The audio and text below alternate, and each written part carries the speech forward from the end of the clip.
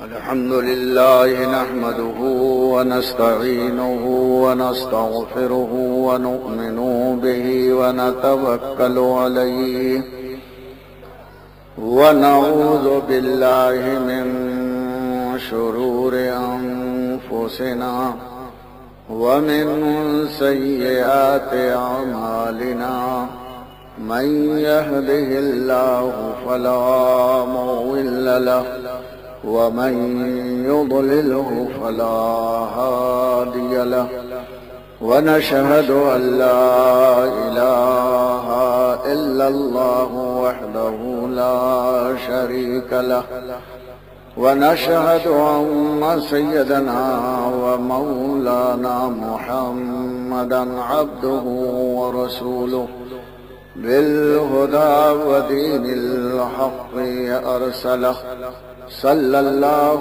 تعالى عليه وعلى آله وأصحابه وأزواجه وذرياته وأهل بيته وعلماء ملته وأولياء أمته أجمعين برحمتك يا أرحم الراحمين. أما بعد فأعوذ بالله من الشيطان الرجيم. بسم الله الرحمن الرحيم. لا أقسم بهذا البلد وأنت حل بهذا البلد. صدق الله مولانا العظيم. إن الله وملائكته يصلون على النبي يا أيها الذين آمنوا صلوا عليه وسلموا تسليما. اللهم صل على سيدنا ومولانا محمد معدن الجود والكرم وآله وأصحابه وبارك وسلم صلاة وسلاما عليك يا رسول الله يا حبيب الله يا نورا من نور الله.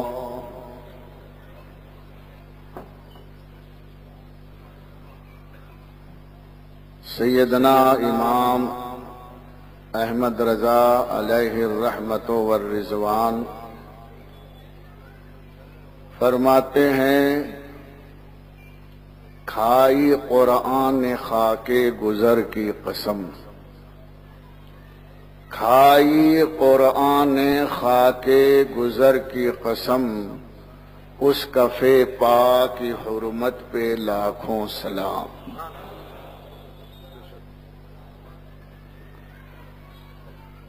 یہ شاعری نہیں ہے بلکہ قرآنی آیت کا ترجمہ ہے. حضور اکرم صلی اللہ تعالی علیہ وسلم کی رفعت و عظمت کا بیان الگ الگ انداز سے قرآن مجید نے فرمایا ہے.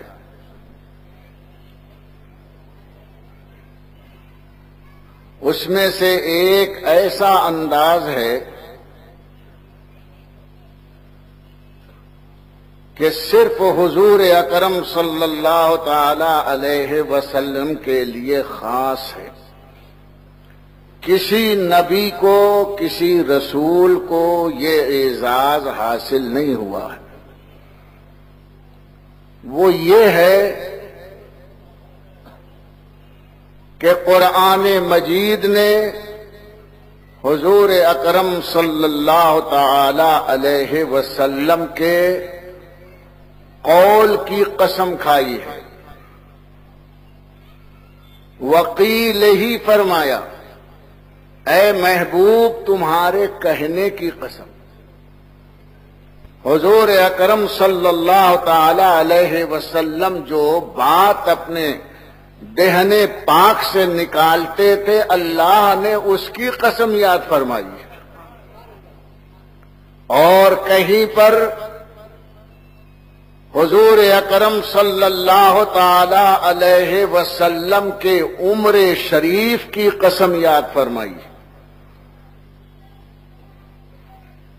اے حبیب آپ کی عمر کی قسم، اور کہیں اللہ تعالی نے آپ کے زمانے کی قسم یاد فرمائی، جس زمانے میں حضور اکرم اس دنیا میں ظاہری حیات کے ساتھ تشریف فرما تھے، اس زمانے کی قسم قرآن نے کھائی ہے۔ والعصر، قسم ہے زمانے کی۔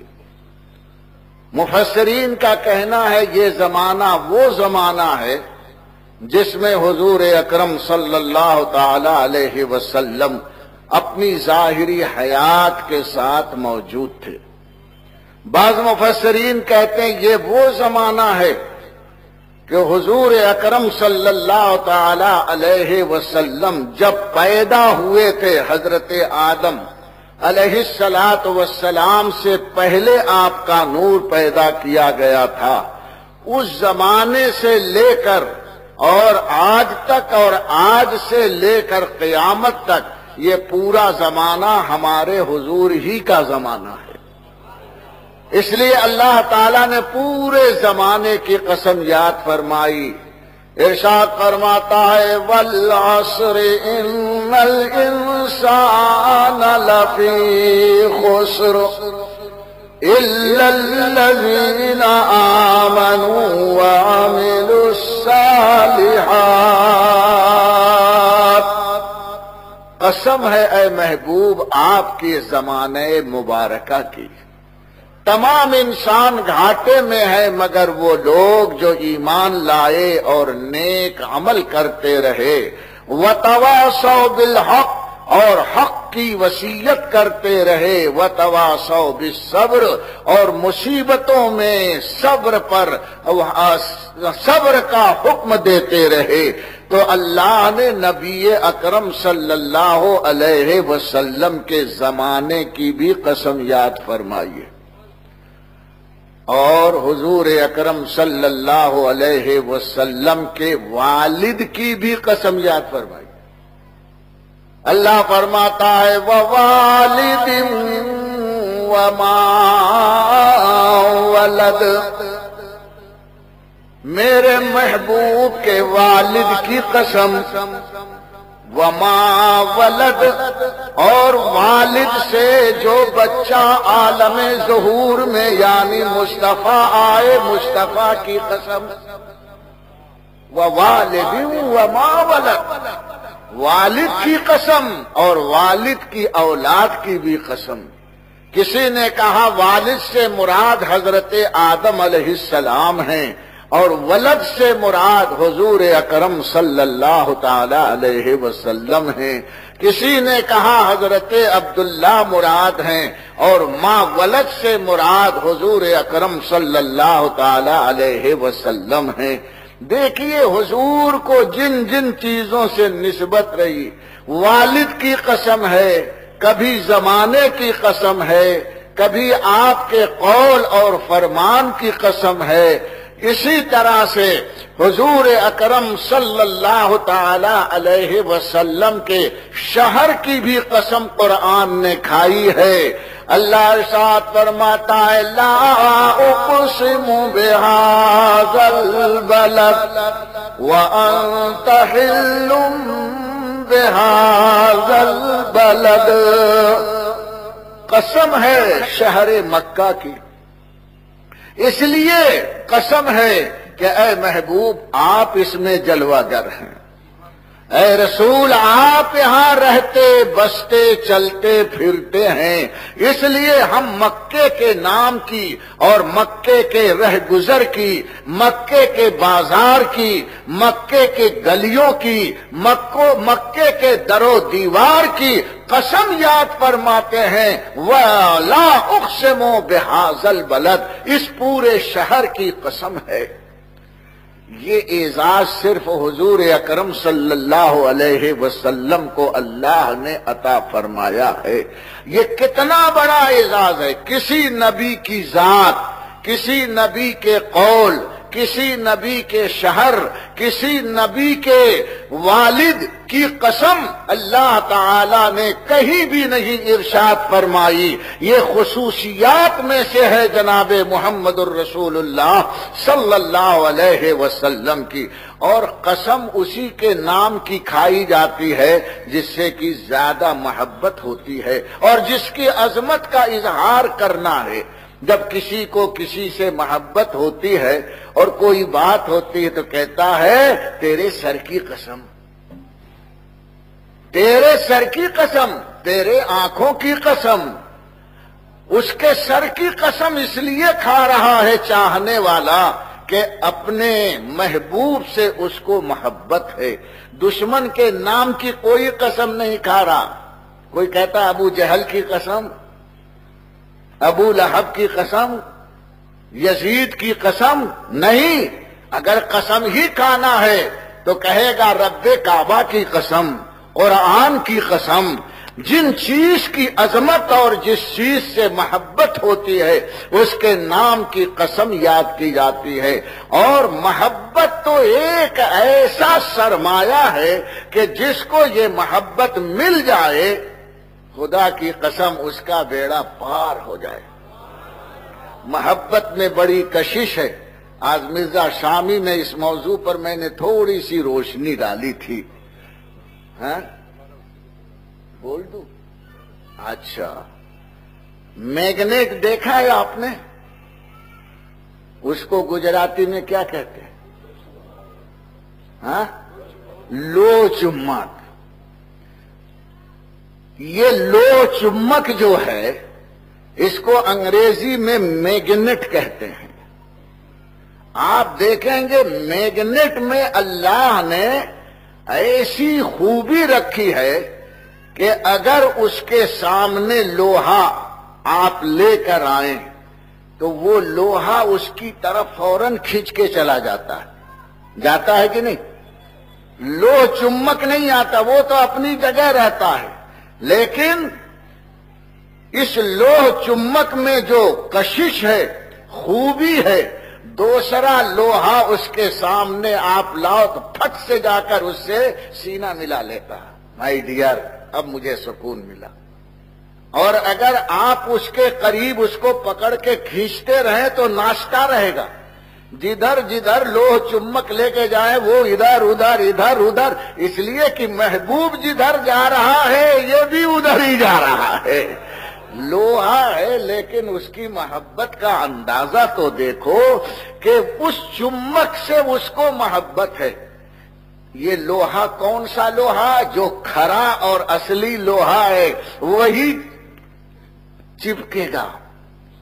ہم چھوٹے تھے تو اس زمانے میں لوگوں نے کھوٹا سکہ نکالا تھا۔ روپیہ جو ہے جو گورنمنٹ کا ہے وہ تو کھرا سکہ تھا اصلی، اور کچھ نقلی والے آج کل جیسے نوٹ چھاپتے ہیں اسی طرح اس زمانے میں سکہ بناتے تھے۔ وہ پتہ نہیں چلتا تھا کہ ادھر کا ہے کہ ادھر کا ہے،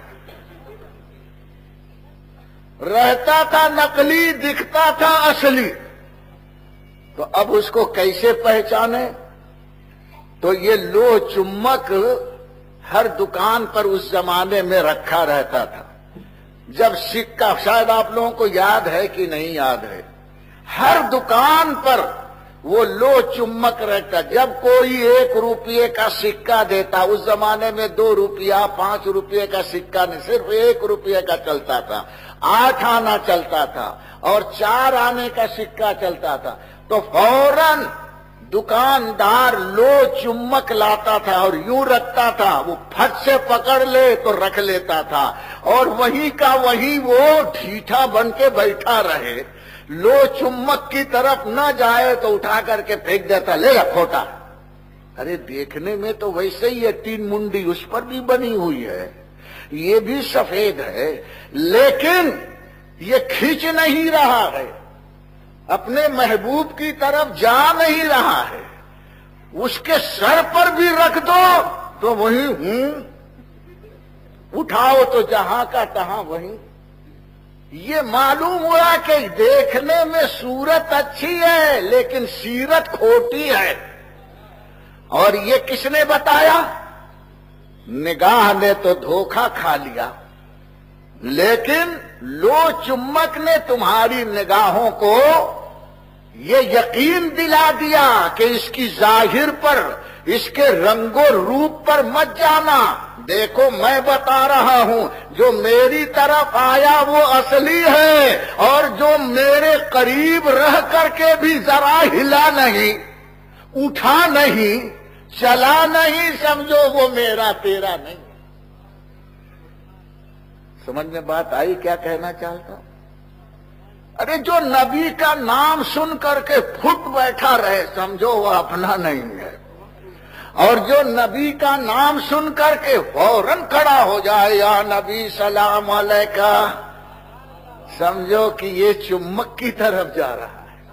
ये लो चुम्बक में ये खूबी है कि खरे को खींचता है, खोटे को छोड़ देता है। मुस्तफा की मोहब्बत में वो मैग्नेट है कि असली ईमान वालों को खींचता है और नकली ईमान वालों को उनके घर छोड़ देता है। ये है मोहब्बत का मिजाज। अरे मोहब्बत तो वो है कि पीछे पीछे लगा देती है। मुर्गी को देखा है आपने? वो मुर्गा मुर्गी नहीं जो बेबाप का पैदा होता। आजकल ये जो फार्म के मुर्गी है, इनको बाप की जरूरत ही नहीं है, सब बांडे हैं। अरे ऐसी मुर्गी निकल गई कि बगैर मुर्गे के अंडा देती है, और ऐसे अंडे हो रहे हैं कि उनको मुर्गी बैठने की जरूरत नहीं, बगैर मुर्गी के निकल रहे, पूरी जमात की जमात निकल रही। ना अब्बा की जरूरत ना अम्मा की जरूरत, इतने हो गए हैं कि हमने कभी नहीं देखा था इतने। जिधर देखो ट्रक का ट्रक, जिधर देखो तो लारी की लारी, जिधर देखो तो झापा और पिंजरा भरे का भरा, सब वहीं थोड़ा सा खा लेते, कुकू कुकू करते, फिर ये हाल है इनका।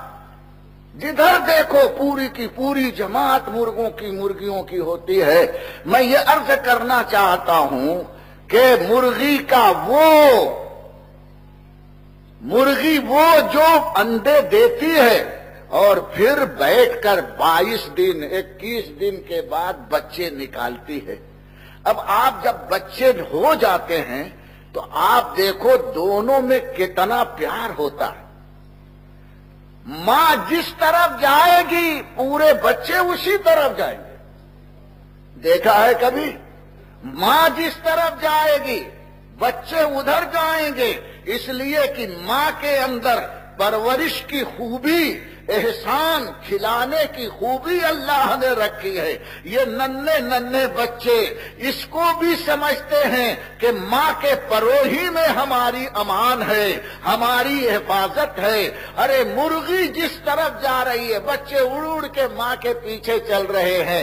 जानते हैं ये बच्चे कि बिल्ली से अम्मा ही बचाएगी, खाने का इंतजाम यही करेगी, जब धूप आएगी तो हमारी मां पर फैला देगी, इसके अंदर सब बच्चे घुस जाते। मैं भी मुर्गी पालता था, छोटा था, इसलिए मुझे खूब तजर्बा है कि किस तरह वो अपने बच्चों की हिफाजत करती है और बच्चे अपनी मां से कैसे मोहब्बत करते हैं।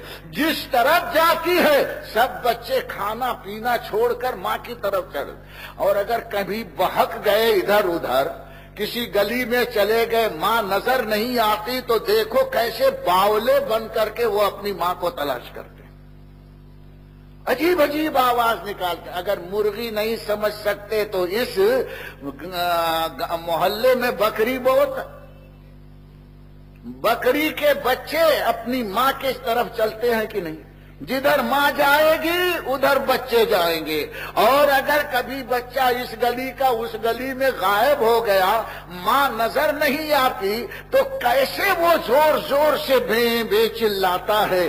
پتہ چلتا ہے یہ اپنی ماں کی محبت میں بیاکل ہو گیا ہے، پریشان حیران ہے، ماں کو ڈھونڈ رہا ہے. وہ محبت جو ننھے جانور کے کلیجے میں اللہ نے پیدا کی ہے، اپنے محسن کی محبت، جب اس کو نہیں پاتا ہے تو زور زور سے چلاتا ہے. اور ماں بھی جب اپنے بچے کو دیکھتی ہے بچھڑ گیا ہے تو وہ بھی بیاکل اور پریشان ہو کر اپنے عزیز بچے کو تلاش کرتے کہ نہیں کرتے؟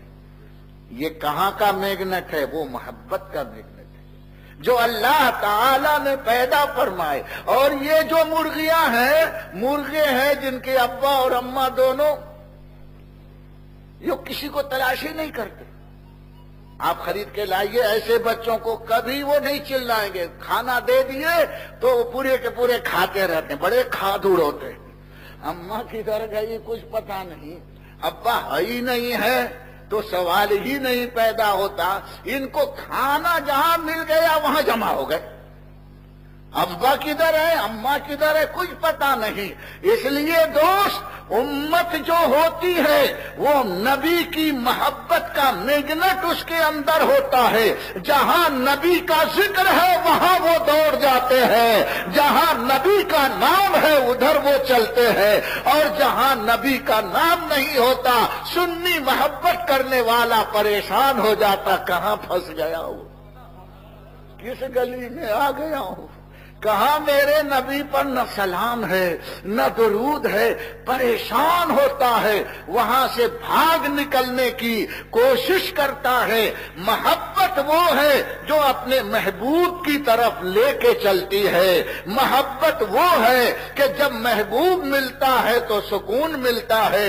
محبت وہ ہے جو اپنے محسن کے احسان کا احساس دلاتی ہے. محبت وہ ہے کہ اگر محبوب سے بچھڑ گیا تو پریشانی میں مبتلا ہو جاتا ہے. محبت ایک عجیب ایک کیفیت ہے، ایک عجیب سمپتی ہے. بلا تمثیل میں عرض کرتا ہوں، مسلمان تجھ کو نبی سے محبت ہے تو چل اس طرف جس طرف نبی چلے، اس گلی میں چل، اس راستے پر چل جس راستے پر میرے مصطفیٰ چلے ہیں. کیا صحابہ کی محبت آپ نے نہیں دیکھی؟ وہ اسی عمل پر، اسی شاہراہ پر پوری زندگی گزارتے تھے جو مصطفیٰ پیارے صلی اللہ علیہ وسلم کی زندگی تھی. اس زمانے کی صحابیات اسی راستے پر چلتی تھی جس پر جناب مصطفیٰ چلتے رہے. حضرت عبداللہ ابن عمر رضی اللہ تعالی عنہ ایک مرتبہ ایک راستے سے گزر رہے تھے، اپنے قافلے والوں سے فرمایا رک جاؤ. لوگوں نے کہا دھوپ ہے حضور، یہاں نہیں کہیں اور چل کر کے رکیں گے. قافلے کی آپ نے نہیں سنی، اپنے گھوڑے سے اونٹ سے نیچے اتر آئے اور تھوڑی دور گئے، جا کر کے میدان میں بیٹھے اور بیٹھ کر کے اٹھے اور پھر اٹھ کر کے چلے. چلنے کے بعد اپنا امامہ ایک ببول کے جھاڑ سے الجھایا. الجھانے کے بعد پھر وہ یوں پلٹے اور پلٹ کر مسکرائے. پھر مسکرا کر اپنے الجھے ہوئے امامے کو بڑے احتیاط سے کانٹوں سے چھڑایا اور چھڑا کر کے پھر اپنے قافلے کی طرف آئے، اونٹ پر سوار ہوئے اور پھر کہا کہ چلو. قافلے والے کہتے ہیں ایسے عقل مند باشعور حضور کے لاڈلے محدث وقت مفسر زمان حضرت عمر کے صاحبزادے اور ایسی حرکت کر رہے ہیں جو کامن سینس کے خلاف ہے. ارے سارے ساتھیوں کو روکا، میدان میں خامخواہ جا کر کے بیٹھے، پھر بیٹھ کر اٹھے اور اپنے امامے کے شملے کو کانٹے میں الجھایا، پھر مسکرائے، پھر اس کو سلجھایا اور پھر وہاں سے ہمارے پاس آ کے اونٹ پر بیٹھے. کہا چلو اتنا ٹائم تو برباد ہوا نا. لوگوں نے پوچھا حضور گستاخی معاف ہو، ہم تو آپ کے بارے میں کچھ نہیں کہہ سکتے، لیکن یہ حرکت جو ہوئی ہے ہماری سمجھ میں بات نہیں آتی. تو آنکھوں سے آنسو آ گیا عاشق رسول کے. فرماتے ہیں کہ سنو، ایک مرتبہ اسی راستے سے اللہ کے رسول صلی اللہ تعالی علیہ وسلم تشریف لے جا رہے تھے.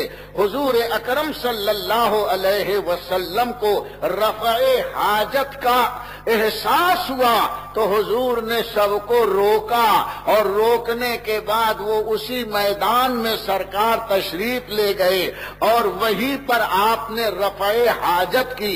جب آپ پلٹے تو ہوا کا جھونکا تھا، حضور کا شملہ کانٹے میں الجھ گیا. پھر حضور پلٹے اور مسکرا کر اس کو چھڑایا. چھڑانے کے بعد آ کر اپنی سواری اونٹ پر بیٹھے، قافلے والوں سے کہا چلو. مجھے یہ گوارا نہ ہوا کہ نبی کی اس ادا کی نقل نہ کروں. میں اس راستے سے آج گزر رہا ہوں، مجھے رفع حاجت کی ضرورت نہیں ہے، لیکن حضور کی اس ادا کا میں اپنے آپ کو عامل بنانا چاہتا ہوں. اس لیے میں اس میدان میں یوں ہی جا کر بیٹھا تاکہ مصطفیٰ کی سنت ادا ہو جائے. اور میں پلٹا، ہوا نہیں چل رہی تھی، بالکل ماحول پرسکون تھا. تو میں نے خام خواہ کے لیے اپنے امامے کو کانٹوں سے، اسی درخت کے کانٹے سے الجھایا تاکہ نبی کے امامہ الجھنے کی سنت ادا ہو جائے. وہاں تو خود الجھا تھا، یہاں الجھ نہیں رہا تھا تو الجھا رہے ہیں. غلامان مصطفیٰ وہی کہتے ہیں کہ الجھا بھی دیتے ہیں اور الجھانے کے بعد سلجھا بھی دیتے ہیں. حضرت عبداللہ ابن عمر ارشاد فرماتے ہیں پھر حضور یوں ہی پلٹے تھے اور یوں ہی مسکرائے تھے، پھر اپنے امامے کو ایسے ہی سلجھایا تھا اور پھر وہاں سے آ کر سواری پر تشریف فرما ہوئے. تو یہ سارے کام میں نے کسی دیوانگی کی وجہ سے نہیں کیا ہے، خام خواہ نہیں کیا ہے. میں نے وہ کام کیا ہے جو میرے آقا کو کرتے ہوئے میں نے دیکھا ہے، تاکہ اللہ میری اس نقل کو اگر قبول فرما لے تو آخرت کی نجات کا ذریعہ بن جائے. یہ ہے محبت کا تقاضا کہ جس راستے سے، جس انداز سے اللہ کے رسول نے زندگی گزاری ہے اسی انداز سے زندگی گزاری جائے. محبت کا کون اندازہ لگا سکتا ہے دوستو؟ جب اللہ ان سے محبت فرما رہا ہے کہ نبی کے پاؤں کی مٹی کی قسم یاد فرما رہا ہے، اس سے بڑی اور محبت کی کیا دلیل ہو سکتی ہے؟ وہ ہمارے جیسے نہیں ہے، ارے ان کے جیسا کائنات میں کوئی نہیں ہے. جبریل بھی نہیں ہے، میکائیل بھی نہیں ہے. یہ دو ٹانگ کا جانور کیا وہ دعویٰ کرے گا؟ سن لو، محبت کے تقاضے کے خلاف ہے. جو مصطفیٰ سے محبت کرتا ہے وہ ان کی محبت میں اپنا سب کچھ قربان کر دیتا ہے، اور قربان کرنے کے بعد یہ علامت ہے کہ اس راستے پر آپ کو چلنا ہے. حضور کا راستہ نماز کا ہے کہ نہیں؟ حضور کا راستہ سچ بولنے کا ہے نہیں؟ حضور اکرم صلی اللہ علیہ وسلم کا راستہ ازواج مطہرات کے سلسلے میں حضور اکرم صلی اللہ علیہ وسلم پر جو قرآن اترا ہے اس میں پردے کا حکم دیا ہے. یہی راستہ ہے حضور اکرم صلی اللہ علیہ وسلم کا. صحابہ کرام کے گھروں میں پہلے پردہ نہیں تھا لیکن منافقین تاک جھانک کرتے تھے، تو اللہ نے قرآن میں پردے کا حکم نازل فرمایا کہ اس طرح سے اپنے کو چھپا کر کے اے رسول کی بادیاں چلو کہ کوئی تم کو پہچان نہ سکے کہ فلانی جا رہی ہے۔ آج تو ہم نے عورتوں کو، آج ہی میں جا رہا تھا، 3 عورتوں کو دیکھا کالا نقاب، لیکن نقاب یہاں سے ادھر تھا، سر کھلا تھا۔ ارے میں نے کہا یہ نقاب ہے یا فیشن کا انداز ہے؟ نقاب اس لیے ہے، نقاب اس کو کہتے ہیں، ماسک اس کو کہتے ہیں جو چہرے کو چھپائے۔ ٹانگ چھپ گئی، ہاتھ چھپ گیا، اور جس کو چھپانا تھا وہ کھلا ہوا ہے۔ یہ کوئی پردہ ہے؟ میری ماں بہنوں، تم کو نبی سے محبت ہے، اگر ہماری ماں بہنوں کو محبت نہ ہوتی تو یہ 12ویں کے جلسے میں کیوں آتی؟ محبت نہ ہوتی تو غوث پاک کی 11ویں کیوں کرتی؟ ان کو اگر محبت نہ ہوتی تو خواجہ اجمیری کی نیاز کیوں دلاتی؟ محبت کی نشانی ہے ہماری ماں بہنوں کے کلیجے میں، اور بڑی مضبوط ہے۔ بلکہ حضور تو یہ فرماتے ہیں علیکم بدین العجائز، اے مردو اگر صحیح راستے پر رہنا چاہتے ہو تو بڈھیوں کا مذہب اختیار کرو۔ بوڑھیوں کا حضور فرما علیکم بدین العجائز، بوڑھیوں کا مذہب۔ کون سی بوڑھی؟ وہ بوڑھی نہیں جو نماز نہ پڑھے، وہ بوڑھیاں جو اپنے ایمان، اپنے عقیدے میں مضبوط تھی، اور ایسی مضبوط تھی دنیا ادھر سے ادھر ہو جائے 11ویں کی نیاز دلائی جائے گی۔ ایسی مقدس بوڑھیوں کے مذہب پر رہنے کا اللہ کے رسول نے ہمیں حکم دیا ہے۔ علیکم بدین العجائز۔ ان عورتوں کو بیوقوف مت سمجھو، یہ بھی بڑی ہوشیار ہیں، اچھے اچھے ودوانوں کے بدھی کو صحیح کر دیتی ہیں۔ ایک جگہ ایک پیر صاحب آئے تھے اور ان کی کرامت کا بڑا شہر میں شہرا تھا کہ وڈا بابو آیا ہے، ایسا باپو آیا، لوگ دھڑا دھڑ مرید ہو رہے ہیں۔ ایک دن پیر صاحب بیٹھے بیٹھے، خوب مجمع تھا اور سر جھکا کر بیٹھے تھے، اچانک کہتے ہیں تو سب لوگ چونک گئے، کہنے لگے باپو کیا ہو گیا؟ باپو کیا ہو گیا؟ ابے کیا ہو گیا بول رہا ہے؟ میں یہاں سے بیٹھا مراقبے میں تھا، دیکھا کہ ایک کتا کعبے میں گھس رہا ہے تو میں نے اس کو ہکایا۔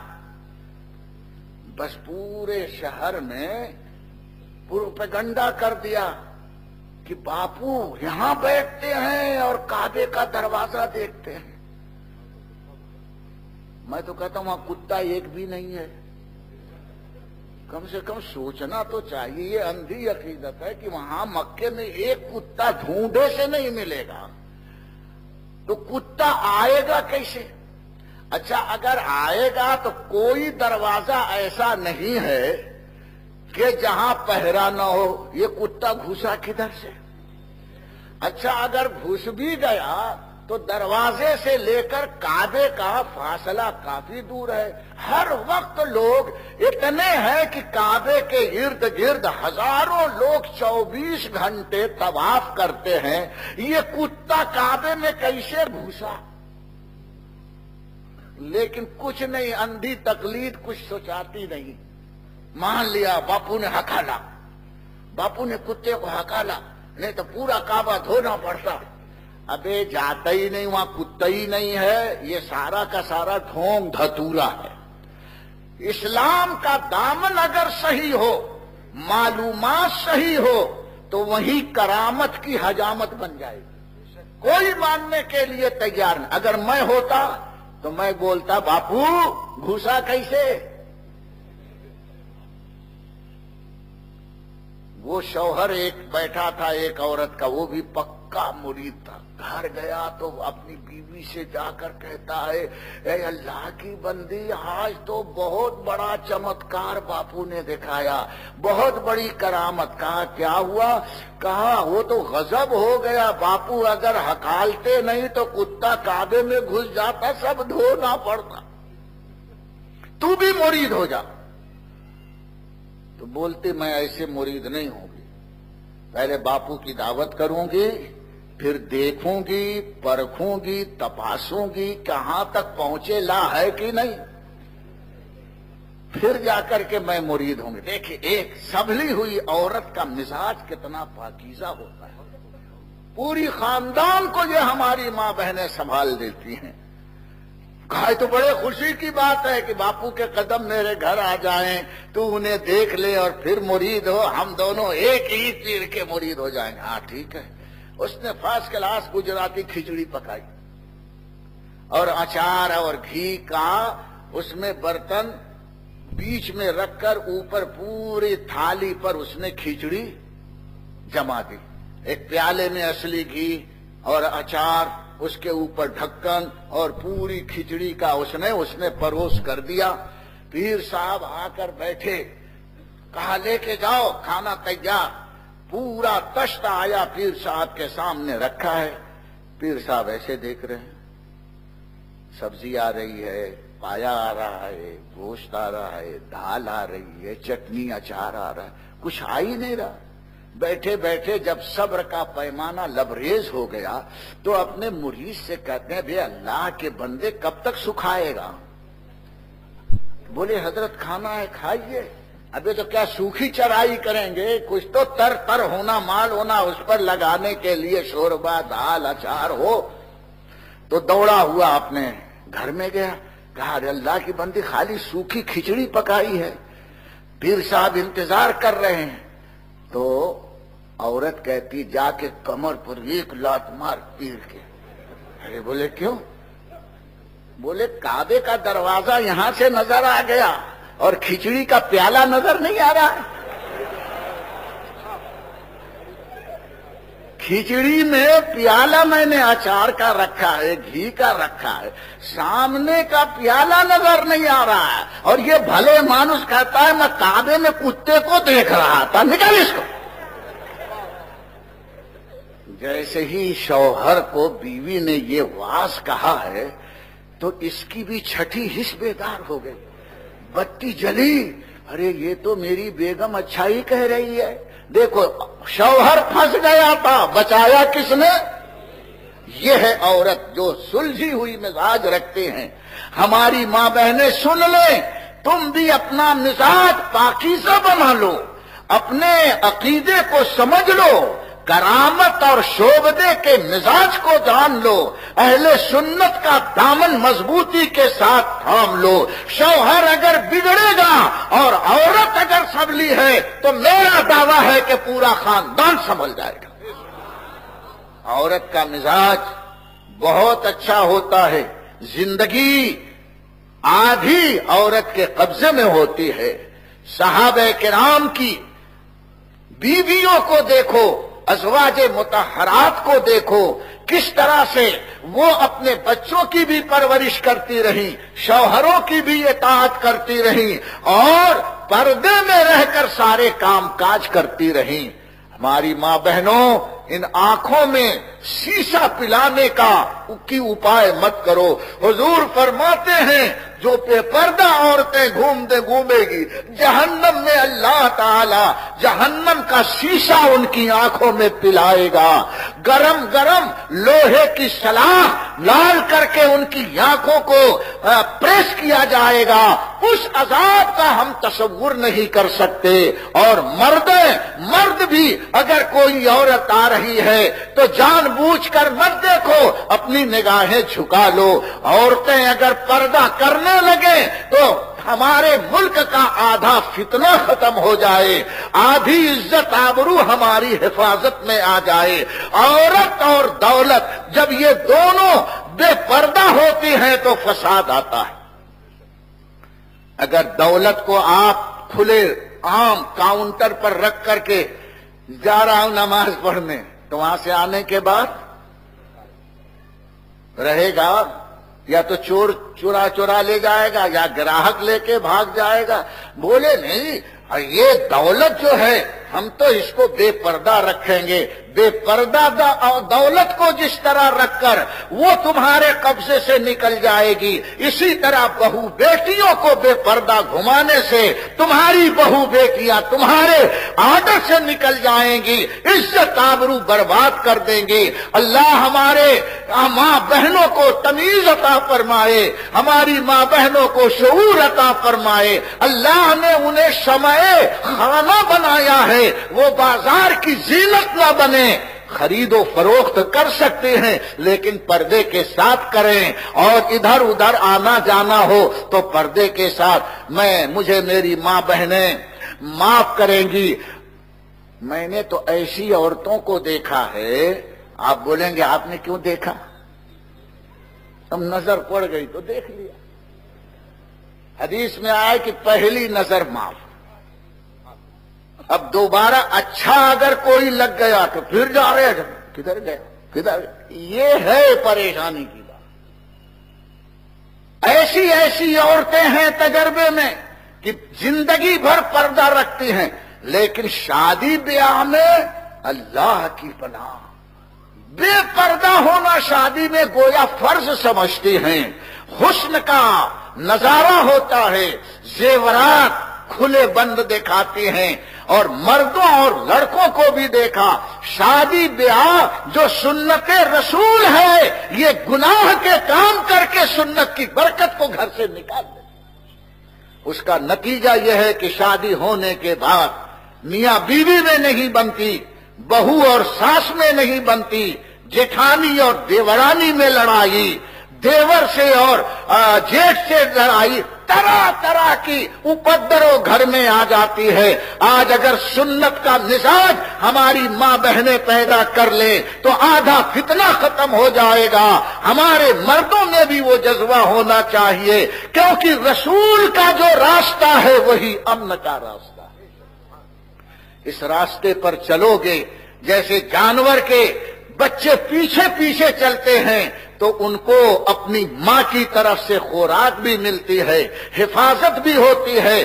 ایسے ہی جو رسول کی راستے پر چلے گا دنیا میں بھی اللہ اس کی حفاظت فرمائے گا اور آخرت میں تو نجات ہی نجات ہے میاں، وہاں کسی اور کی ضرورت نہیں پڑے گی. خدا کرے یہ ہمارا 12 روزہ اجلاس اس طرح سے اہل سنت جو سورت کے ہیں وہ آہستہ آہستہ اپنے کو ڈیولپ کریں. یہ محبت کا سرمایہ جو ہمارے دل میں ہے، جتنے اچھے کام کرو گے، آج اتنی محبت ہے تو کل اور بڑھ جائے گی.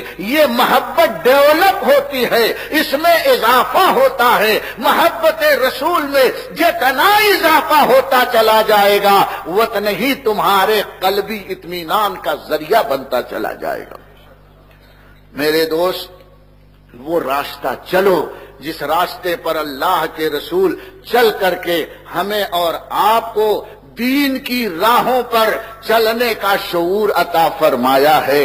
ہماری زندگی کو بغیر مصطفیٰ کی رہگزر پر چلے ہوئے کامیابی نہیں مل سکتی. حضرت شیخ سعدی فرماتے ہیں خلاف پیغمبر کا صحرا گزید کہ ہرگز بمنزل نہ خواہد رسید. تو مصطفیٰ کا راستہ چھوڑ کر کے اور راستہ چلے گا وہ کبھی کامیابی راہ پر نہیں چل سکتا، اس کی زندگی تباہ و برباد ہو جائے گی. اور ضروری بھی یہ ہے کہ ہم اس دنیا میں رہ کر حضور کی سنتوں پر عمل کریں. میں روز بولتا ہوں کہ نماز پڑھو. اللہ کے فضل سے اثر ہو رہا ہے. بہت سے لوگ جو بے نمازی تھے نمازی بن گئے ہیں. اب معلوم نہیں عورتیں اس راستے میں نماز کے راستے پر چلی ہیں کہ نہیں. راستہ اگر انہوں نے بھلا دیا ہے، آؤ میری ماں بہنوں تم نماز پڑھو جیسے میں نے بابا فرید کا ذکر کیا. جس دن سے یہ بابا فرید کی ماں کا راستہ اختیار کر لیں گی ان کے بچے بابا فرید کے غلام بن کر کے جوان ہو جائیں گے. ان کے بچوں میں تقدس اور کرامت کا انداز پیدا ہو جائے گا. جیسے ماں باپ ہوتے ہیں ویسے ہی پروڈکشن بھی ہوتا ہے، بچے بھی ہوتے ہیں. یہ بہت کم ایسا ہوتا ہے کہ معاویہ رضی اللہ تعالی عنہ کے گھر یزید جیسا آدمی پیدا ہو، حضرت نوح علیہ السلام کے گھر میں کنعان پیدا ہو جائے لفنگا. ہوتا ہے لیکن بہت کم. ماں باپ اگر صحیح ہے تو اولاد بھی انشاءاللہ صحیح ہے. حضور اکرم صلی اللہ تعالی علیہ وسلم ارشاد فرماتے ہیں کہ تم سب ایک چرواہے کی طرح ہو. جتنے ہیں سب چرواہے کی طرح ہیں اور تم سب سے اپنی بکریوں اور اپنے ریوڑ کے بارے میں اس کا مالک پوچھے گا. چرواہا جو ہوتا ہے لوگوں کی بکریاں لے کر چراگاہ میں جاتا ہے اور شام کو آتا ہے. اگر بکریاں برابر ہیں تب تو اس کو مزدوری ملے گی اور اگر بکریاں کم ہو گئیں تو مالک کو حق ہے کہ چرواہے سے پوچھیں لے گیا تھا 100 اور آئی ہے 92، ایسا کیوں ہے؟ اس کو جواب دینا پڑے گا. اللہ کے رسول فرماتے ہیں یہ جتنی اولاد تمہارے گود میں اللہ نے اپنی امانت دی ہے اس کے تم چرواہے ہو، اس کی نگرانی کرو. کہیں گمراہیت کے بھیڑیے اور شیر تمہارے ان نونہال بچوں کو نگل نہ جائیں. اور اگر انہوں نے اہل سنت کا راستہ چھوڑ دیا تو قیامت میں ہر ماں باپ سے پوچھا جائے گا کہ ہماری امانت کی تم نے حفاظت کیوں نہیں کی. اس لیے اللہ ارشاد فرماتا یا ایھا الذین آمنوا قوا انفسکم واہلیکم نارا. اے مسلمانوں اپنے آپ کو اور اپنے پریوار کو جہنم کی آگ سے بچاؤ. جہنم کی آگ سے تم بھی بچو اور اپنی آل و اولاد کو بچاؤ. کب بچے گی؟ جب کہ آل و اولاد کے دل میں رسول اکرم صلی اللہ علیہ وسلم کی محبت پہلے ہی کوٹ کر بھر دو. ہماری ماں بہنیں آج سے یہ شروع کر دیں الہ الا اللہ محمد الرسول اللہ.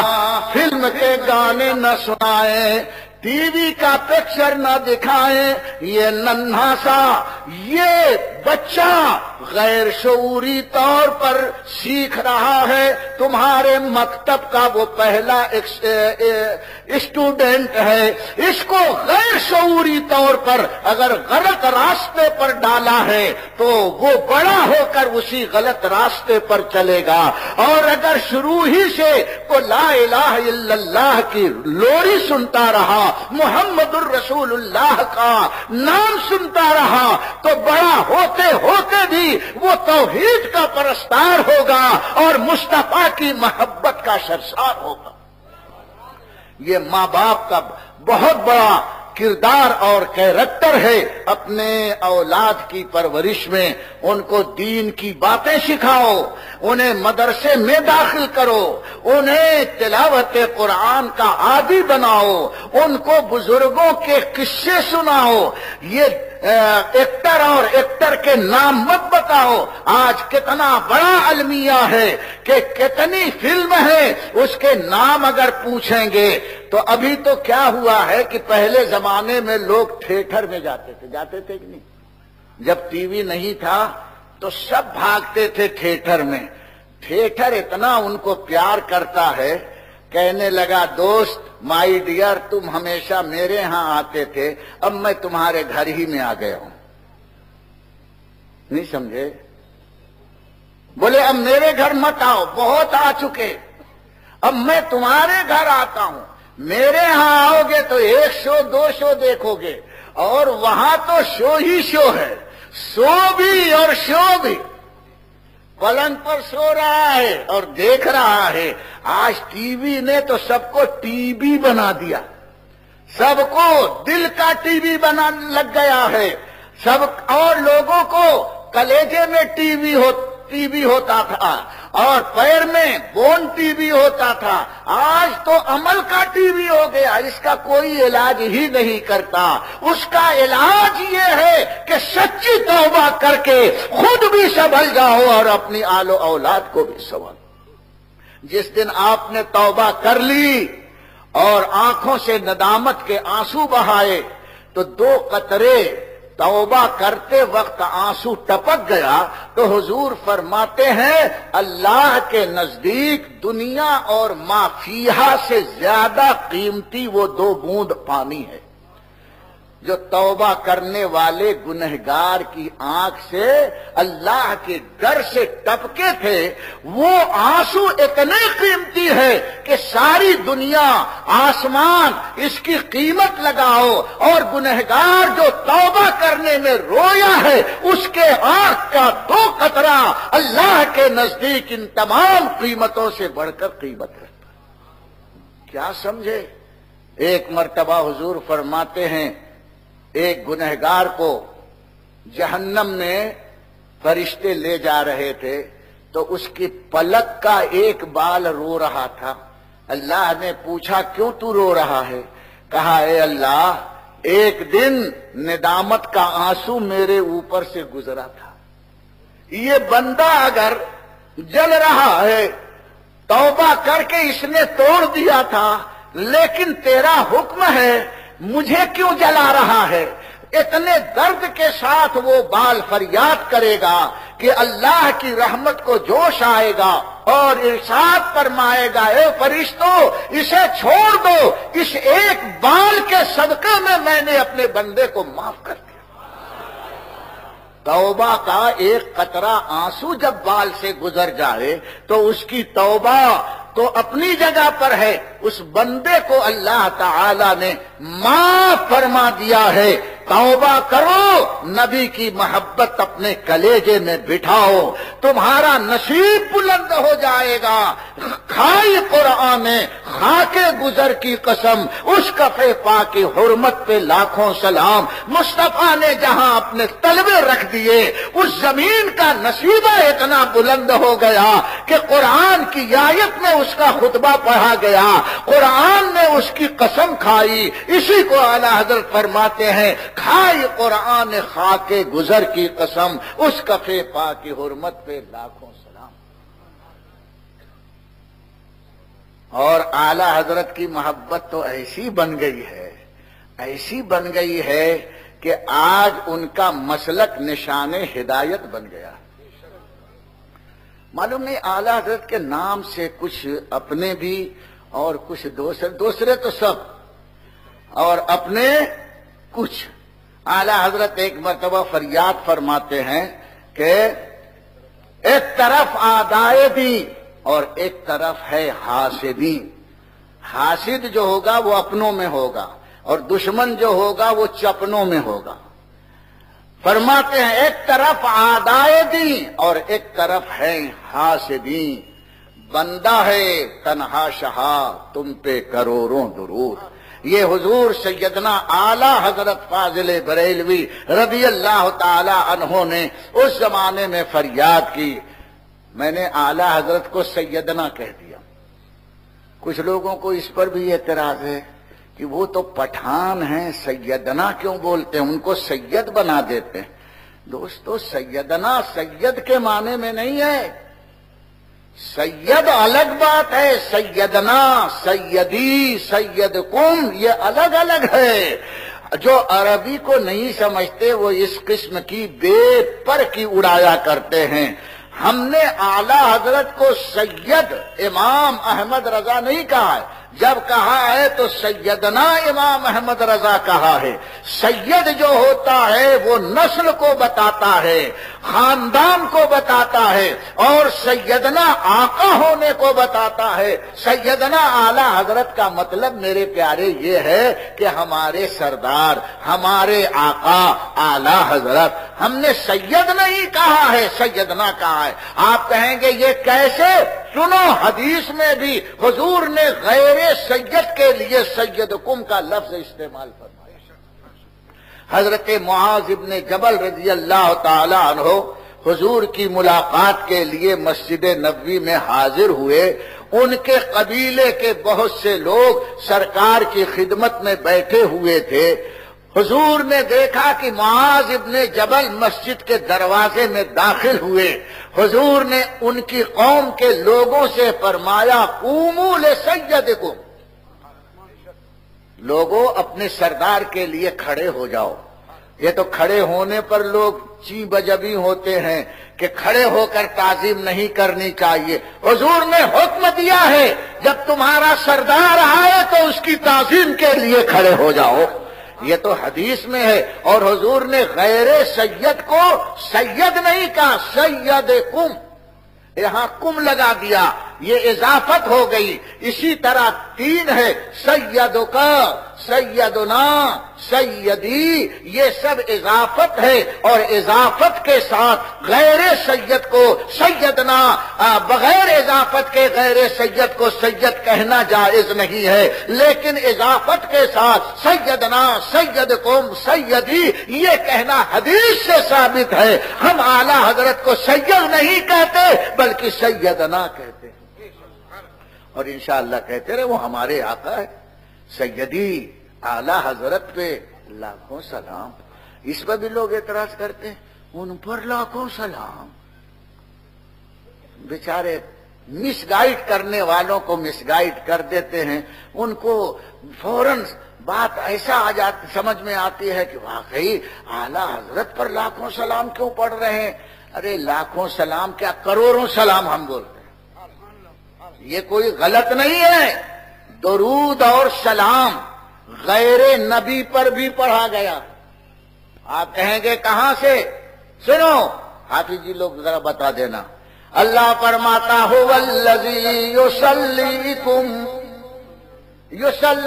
علیکم وملائکتہ لیخرجاکم من الظلمات الی النور۔ قرآن میں اللہ فرماتا ہے کہ پروردگار عالم اے مسلمانوں تم پر درود بھیجتا ہے، اور اس کے فرشتے بھی تم پر درود بھیجتے ہیں۔ قرآن سے ثابت ہے کہ اللہ درود کس پر بھیجتا ہے؟ ارے ڈرو مت بولو بھائی، غلامان مصطفیٰ پر۔ اور وہیں پر اللہ تھوڑی دور میں پہلے فرماتا ہے، بعد میں فرماتا ہے کہ یا ایھا الذین ان اللہ وملائکتہ یصلون علی النبی، کہ اللہ اور فرشتے نبی پر درود بھیجتے ہیں۔ وہی اللہ فرماتا ہے کہ اللہ اور فرشتے مسلمانوں پر درود بھیجتے ہیں۔ اللہ بھی درود بھیج رہا ہے، پھر لاؤ ایجیٹیشن کرو، اللہ صاحب کیوں درود بھیج دیا؟ ارے ہم نے سلام اور درود بھیجا تو کوئی غلط نہیں، تو کہا اس میں سلام تو نہیں ہے، تو سلام دیکھو ہر نماز میں تم بھی بھیجتے ہو، السلام علیک ایھا النبی ورحمۃ اللہ وبرکاتہ، السلام علینا وعلی عباد اللہ الصالحین۔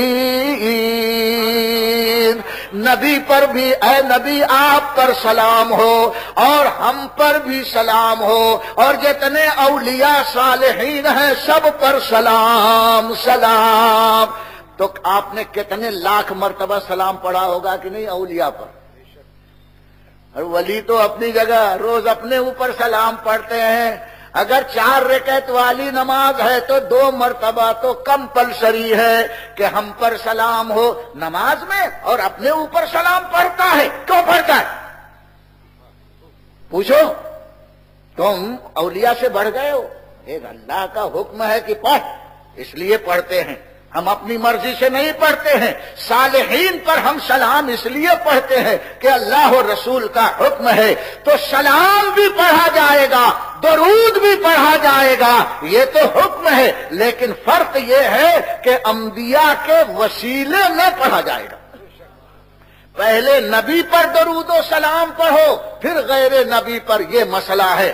ایھا النبی کہا، یا السلام علیکا ایھا النبی، اس کے بعد اولیاء پر سلام بھیجا گیا ہے۔ یہی مسئلہ ہے کہ پہلے سلام نبی پر بھیج لو، پھر تمام اولیاء کا نام لے لے کر یا من جملہ تم سلام پڑھ سکتے ہو۔ یہ نماز کی بھی سنت ہے، اللہ کا بھی حکم ہے، اور مصطفیٰ کا بھی فرمان ہے۔ تو لاکھوں سلام، ہم نے کوئی غلط نہیں کہا۔ اہل سنت کا کوئی عقیدہ، کوئی معمول، کوئی اس کا انداز خلاف شریعت نہیں ہے۔ یہ اور بات ہے کہ شریعت ہم نے رکھی اور شرارت انہوں نے رکھ لی۔ پھس پھس بولتے، وسو کر کے، ہمارے پاس کوئی نہیں آتا، دکان دکان پر پھس پھس آتے رہتے ہیں۔ ارے جانکاروں کے پاس جاؤ، اللہ ارشاد فرماتا فَاسْأَلُوا أَهْلَ الذِّكْرِ إِن كُنتُمْ لَا تَعْلَمُونَ۔ جب تمہیں کوئی مسئلہ معلوم نہ ہو تو جاننے والوں کے پاس جاؤ۔ جو بیچارے دن بھر دلالی کرتے ہیں، کوئی مفتی ہے دن بھر وہ اپنی دکان پر گز اور وہ میٹر لے کر کے کپڑا ناپتے ہیں، کیا وہ مفتی ہے؟ روزانہ ڈائنگ میں وہ اپنے کاروبار میں بیچارے لگے رہتے ہیں، 5 وقت کی نماز پڑھ لیتے ہیں، ان کو نہ مسئلہ پوچھو اور نہ مسئلے کا ان کو کوئی ہدایت کرو۔ وہ آؤ پہلے مسئلہ پوچھو ان سے جو مسئلہ جاننے والے ہیں، یہی قرآن کا راستہ۔ اور آپس میں مسئلہ تو مسئلہ نہیں ہوگا، مسالہ بن جائے گا۔ مسالہ کبھی تیکھا بھی ہوتا ہے، کبھی میٹھا بھی ہوتا ہے۔ تو دوستو، اپنی زندگی کو اس طرح سے راستے پر، شریعت کے راستے پر لے کے چلو۔ مجھے تم سے بڑی امید ہے، یہ دھڑکتے ہوئے دل تم سے بھیک مانگ رہا ہے، دھڑکتا ہوا دل بھیک مانگ رہا ہے۔ میرے بھائیوں، اپنے گناہوں کو چھوڑو اور مصطفیٰ کے راستے پر چلو۔ اللہ سب کو یہی توفیق عطا فرمائے۔ وما علینا الا البلاغ۔ اب ہوگا صلی اللہ علیہ وسلم، صلی اللہ علیہ وسلم، صلی اللہ علیہ وسلم، صلی اللہ علیہ وسلم۔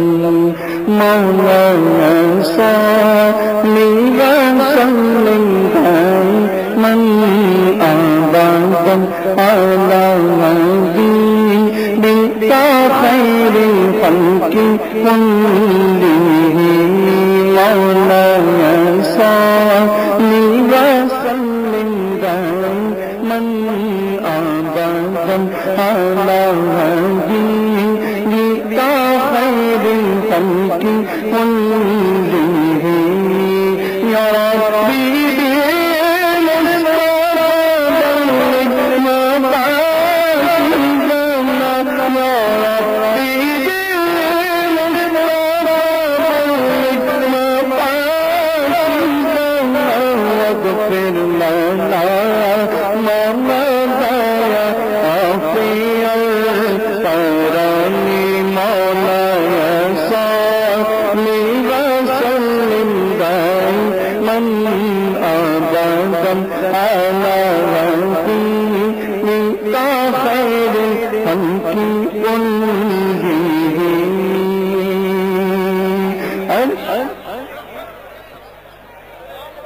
صلاۃ و سلام جانے رحمت لاکھوں سلام بزم ہدایت لا ہو سلام مصطفیٰ جاد رحمت لا ہو سلام شمع بزم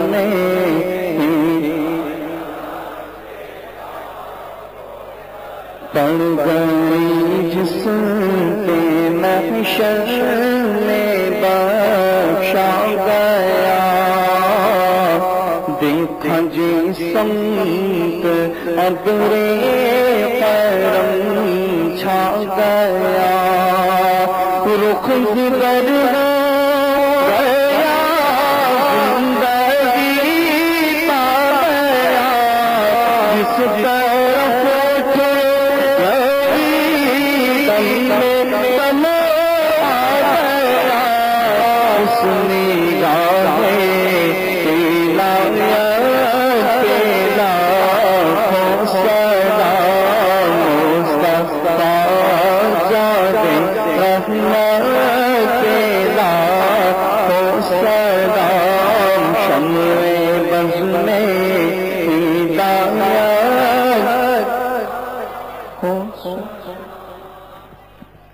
دعا کے لیے ہاتھ اٹھائیے ربنا آتنا فی الدنیا حسنۃ وفی الآخرۃ حسنۃ وقنا عذاب النار۔